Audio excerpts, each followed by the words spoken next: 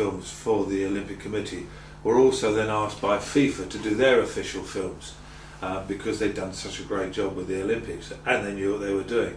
And the first one, which was Hero, again the director was Tony Malin, and Tony very kindly, because we just worked so well together, very kindly demanded that I did the music, which was an awful lot of fun.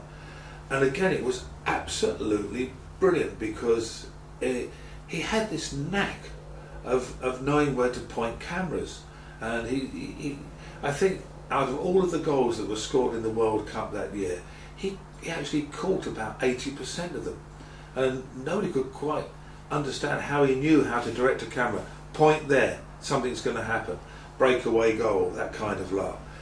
Very, very clever, and he got into some great dressing rooms. He did everything so well, and I had wonderful freedom on the music, how to put the music together.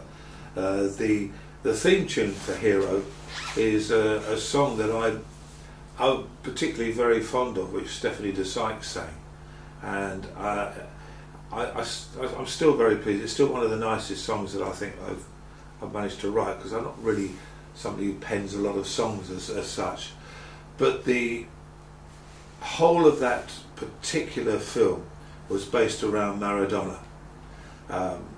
They were very clever. Rather than just shooting all the football matches, here's the goals, this one. Maradona was the big star of that particular World Cup, and because of that they called it Hero, because he was a sort of a hero in the way that the whole thing was done. He was the big star. It was clever because, yes, they showed Maradona in his games for Argentina and what he did, but they also showed all of the other games. They showed a lot of the African countries, of countries that were just getting into the World Cup. It was so brilliantly done. Again, that changed the face of how football films were made, about how football was shot. They did lots of close-ups. It was just so clever. They had this knack of, because they knew how football was done before, they felt it had got boring, and it could be much more exciting on film. And again, that film that they shot for the World Cup, for the Hero film, it was at 1982, was so far ahead of anything else that had gone before, and it changed the face of how football was shot.